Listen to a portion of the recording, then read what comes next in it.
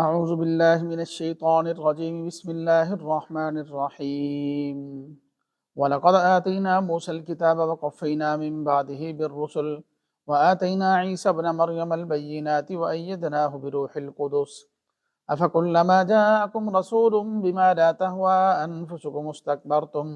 فَفَرِيقًا كَذَّبْتُمْ وَفَرِيقًا تَقْتُلُونَ۔ اور البتہ تحقیق ہم نے موسیٰ علیہ السلام کو کتاب دی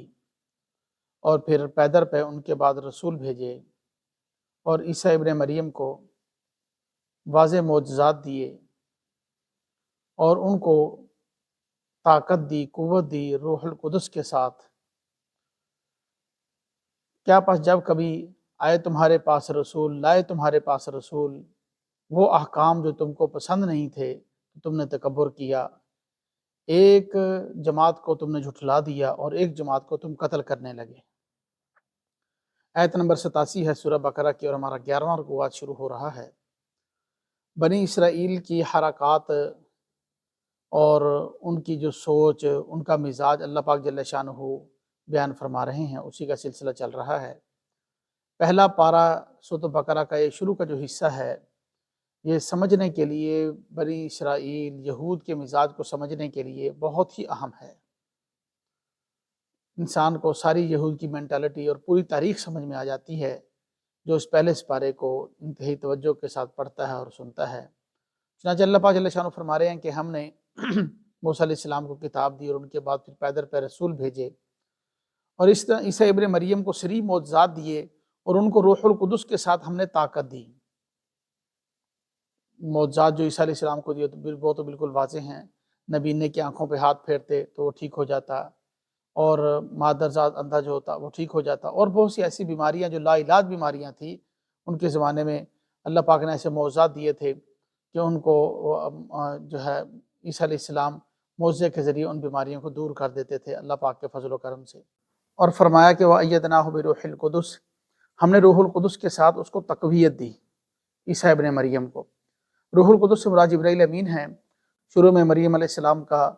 جو حمل ہوا اور بغیر والد کے، وہ بھی جبرائیل علیہ السلام کے ذریعے ہوا، اور پھر مریم علیہ السلام کی حفاظت فرماتے رہے جبرائیل علیہ السلام، پھر اس کے بعد عیسیٰ علیہ السلام کی حفاظت فرماتے رہے شروع سے لے کر آخر تک، یہاں تک کہ جس وقت عیسیٰ علیہ السلام کو آسمانوں پہ زندہ اٹھایا گیا تو اس وقت بھی جبرائیل علیہ السلام ساتھ تھے اور وہ عیسیٰ علیہ السلام کو ساتھ آسمانوں پر لے کر گئے۔ فرمایا کہ فَكُلَّمَا جَاءَكُمْ رَسُولٌ بِمَا لَا تَهْوَىٰ، جب کبھی کوئی رسول تمہارے پاس آیا وہ احکامات لے کر آیا جو تمہیں پسند نہیں تھے، یعنی یہودی اپنی مرضی کے احکامات چاہتے تھے، جو احکامات ان کو پسند نہیں تھے وہ کوئی رسول اور نبی لے کر آیا تو استکبرتم، تم نے تکبر کیا۔ ہمیشہ ایسا ہی ہوتا ہے، تکبر جو ہے نا وہ حق بات قبول کرنے سے انسان کو روک دیتا ہے۔ نبی پاک صلی اللہ علیہ وسلم نے حدیث پاک میں تکبر کی تعریف بھی یہی فرمائی ہے، غمط الناس و بطر الحق، کہ لوگوں کو حقیر سمجھنا اور حق بات کو چھپانا، یہ جو ہے تکبر کی تعریف کی ہے، اس کی ڈیفینیشن جو نبی پاک صلی اللہ علیہ وسلم نے حدیث مبارکہ میں فرمائی ہے۔ جب تکبر آتا ہے نا تو پھر انسان کو وہی چیز پسند آتی ہے جو وہی چیز انسان کو اچھی لگتی ہے جو اس کو پسند ہوتی ہے، جو پسند نہیں ہوتی اس کے اوپر انسان تکبر دکھاتا ہے اور اس کو دبانے کی کوشش کرتا ہے۔ یہی مزاج ان کا تھا بنی اسرائیل کا۔ اللہ پاک جل شانہ فرمانے تم نے تکبر کیا، پھر اس تکبر کا نتیجہ کیا ہوا؟ فَفَرِيقًا كَذَّبْتُمْ وَفَرِيقًا تَقْتُلُونَ، انبیاء کی ایک جماعت کو تم نے جھٹلا دیا اور ایک جماعت کو تم قتل کرنے لگے۔ کتنے انبیاء کو انہوں نے جھٹلایا، ان میں سے مشہور مثال جو ہے عیسیٰ علیہ السلام کو جھٹلایا یہود نے، نبی پاک صلی اللہ علیہ وسلم کو جھٹلایا، اور وہ فریقاً تقتلون، نبیوں کو قتل کرتے رہے۔ زکریا علیہ السلام کو قتل کیا، یحییٰ علیہ السلام کو انہوں نے شہید کیا، انبیاء کو شہید، بنی اسرائیل کے کتنے انبیاء کو جو ہے انہوں نے جو ہے وہ شہید کیا۔ اور پھر یہ کہتے تھے وَقَالُوا قُلُوبُنَا غُلْفٌ، ہمارے دلوں میں کوئی اور بات آتی نہیں ہے، ہمارے دل بڑے مقدس ہیں، ہم کے اوپر غلاف چڑھا ہوا ہے۔ جیسے ہمارے ہاں قرآن پاک کے اوپر ہم غلاف چڑھا کے رکھتے ہیں نا، اس کو ہر چیز سے بچا کے رکھتے ہیں، کہتے تھے دوسری چیزیں ہمارے دل کے اندر داخل نہیں ہوتی، ہمارے دلوں کے اوپر غلاف چڑھا ہوا ہے۔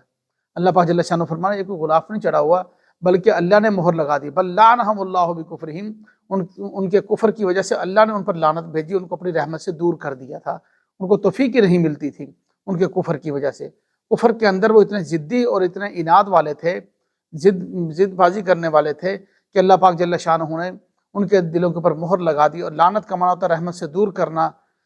مہر لگا دینا۔ اللہ پاک نے مہر لگا دی، ان کو توفیق ہی ان سے چھین لی، رحمت سے دور کر دی۔ فقلیلا ما یؤمنون، بہت تھوڑے لوگ ایمان لائے ان میں سے، جیسے کہ عبداللہ بن سلام رضی اللہ تعالیٰ عنہ، چند لوگ جو ہے وہ ایمان لائے، کوئی ایمان بھی نہیں لایا۔ اور فرمایا کہ وَلَمَّا جَاءَهُمْ كِتَابٌ مِّنْ عِندِ اللَّهِ مُصَدِّقٌ لِمَا، اور جب ان کے پاس آ گئی وہ کتاب اللہ کے پاس سے جو ان کی کتاب کی بھی تصدیق کرنے والی ہے، جب ان کے پاس ایسی کتاب آئی اللہ کے پاس سے جو ان کی کتاب کی تصدیق کرنے والی ہے، كَانُوا مِن قَبْلِ يَسْتَفْتِحُونَ عَلَى الَّذِينَ كَفَرُوا، اور وہ اس سے پہلے فتح بھی مانگتے تھے کافروں کے خلاف۔ قرآن آیا، قرآن نے آ کے ان کی کتاب کی تصدیق بھی کی، اور وہ خود بھی پہلے یہ دعائیں کرتے تھے۔ تورات کے اندر نبی پاک صلی اللہ علیہ وسلم کی پیشن گوئیاں بھی پڑھ چکے تھے، نبی پاک صلی اللہ علیہ وسلم کی صفات بھی پڑھ چکے تھے، اسلام کی حقانیت بھی پڑھ چکے تھے، اور یثرب میں آباد تھے اور کہتے تھے ہم کفار کے خلاف جو ہے وہ جنگ کریں گے۔ تو یہ جو ہے وہ پہلے سے فتح بھی مانگتے تھے کافروں کے خلاف۔ فلما جاءہم ما عرفوا کفروا بھی، جب ان کی پہچانی ہوئی چیزیں، جو باتیں وہ جانتے تھے، جب ان کے سامنے آ گئیں تو انہوں نے اس کا انکار کر دیا۔ فلعنۃ اللہ علی الکافرین، پھر اللہ پاک جل شانہ نے ان کو اپنی رحمت سے دور کر دیا۔ یعنی ایک اس حق و سچ کی انتظار میں تھے، جب حق کو سامنے آ گیا، ما عرفوا، جس کو وہ جانتے تھے کہ یہ حق اور سچ ہے، سچے نبی آ گئے ہیں، نبی آخر الزمان آ گئے ہیں، ضد کی وجہ سے، چونکہ پسند نہیں ہے، اور اس وجہ سے کہ یہ نبوت ہماری بنی اسرائیل سے کیوں نکل گئی، اور بنی اسرائیل سے نکل کر جو ہے بنی اسماعیل میں کیوں آ گئی، بنی اسحاق سے نکل کر بنی اسماعیل کے اندر نبوت کیوں آ گئی، اس ضد اور عناد کی وجہ سے انہوں نے جو ہے وہ کفر کیا۔ پھر اللہ پاک جل شانہ ان کو اپنی رحمت سے دور کر دیا، ہمیشہ کے لیے ان کے دلوں پر مہر لگا دی۔ اللہ پاک جل شانہ ہم سب کو سمجھنے عمل کرنے کی توفیق نصیب فرمائے۔